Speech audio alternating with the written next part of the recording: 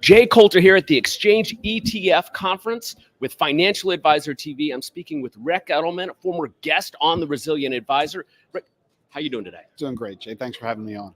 I appreciate you coming on. If you're watching this broadcast live on Twitter, YouTube, LinkedIn, please, if you have a question, put it in the comments and I'll be able to ask Ric during this short interview.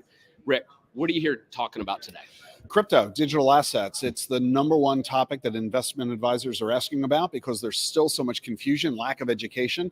And that's what we're all about at DAK FP, the Digital Assets Council of Financial Professionals. We teach advisors about this subject so they can figure out how they need to serve their clients. So let's talk about DAK FP. I think that's probably the most important topic for folks because this conference has had a really heavy overtone on inflation, challenges with bonds, and then Bitcoin and crypto assets. Right. So what do advisors need to think about who haven't started allocating to the space? Well, they need to realize two things. One, this isn't going away. This new asset class is permanent, here to stay. It's getting the support from the White House, from the Treasury Department, from the Fed, from Congress. This is no doubt, this is here to stay. Second, it's not nearly as complicated as most people think. They think it's so hard, so difficult that the compliance department won't allow it, that FINRA or the SEC won't allow it. None of that is true.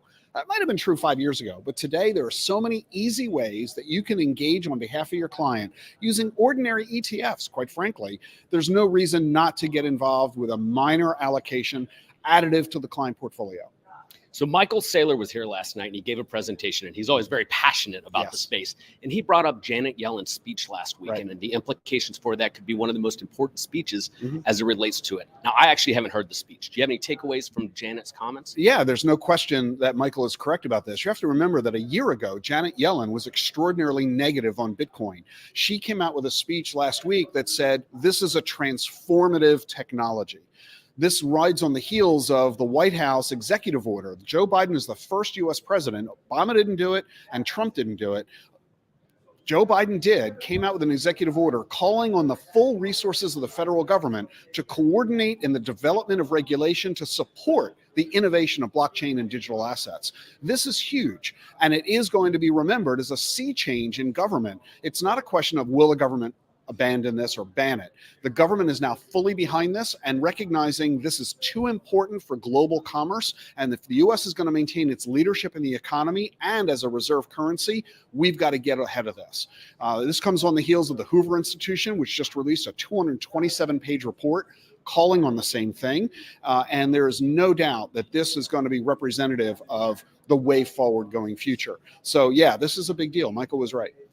So I just ran into my friend Tyrone Ross in the hallway. There's lots of great thought leaders here at the conference. And he used to come on the show and say, you have to educate before you allocate. Absolutely. That's what you're in the business of. Tell viewers about your program. So I created DAK FP 4 years ago to create an environment for education for advisors because nobody knows about this. There's no resource. The CFP board doesn't have any classes on this. The CFA Institute, no classes on this.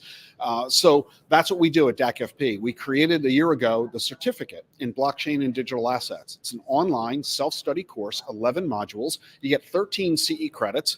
And going through the course, you learn two major things. The first half, all about the tech. What's blockchain? What's Bitcoin? How does it work? The second half, though, is all about practice management. What's the investment thesis? How do you allocate to a portfolio? What are the investment opportunities? Taxation, regulation, compliance. And most importantly, how do you talk about this with clients? How do you explain it to them? And the course has now been around for a year. We've had over 2,000 advisors who have enrolled from 8 countries.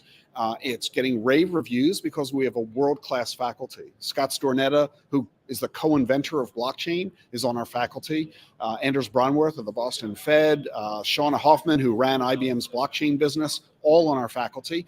And it's getting rave reviews for that reason. And you get a certificate that you can brag about to your clients with a badge on for LinkedIn and your social media so that you can demonstrate to clients you're on top of this, you're fluent, you are staying on the cutting edge of the latest innovations in investing to be able to serve them and help them in a way that very few other advisors can do.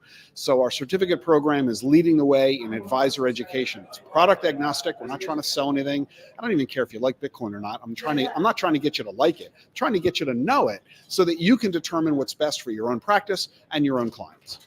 Yeah, I have friends and advisor clients who've been through the program. This isn't a fluffy designation. You actually get the real world applications for your practice and for how to speak with your clients about it. And let's wrap up with that. How should advisors be speaking with their clients about the space? Recognize that it's another asset class, the first new one in 150 years. prior to digital assets, the last time we had a new asset class was the discovery of oil in the 1850s. And look how incredibly impactful oil's been on the global economy. That's what this represents. And so it's a big deal. And all you need to recognize is that if you believe in diversification, if you believe in rebalancing and long-term, I think most of us do in this business, we believe in modern portfolio theory, you recognize that adding more asset classes to a diversified portfolio improves the diversification. You improve the risk-reward ratio. So if you believe in all that, then there's no reason not to add a very small allocation of digital assets to a diversified portfolio. You simply need to learn how, and that's what we teach at DAK FP. Listen, Rick, I really appreciate everything you do for financial advisors and have done for a long time. To learn more about the DAK FP program, visit dakfp.com. That's dakfp.com.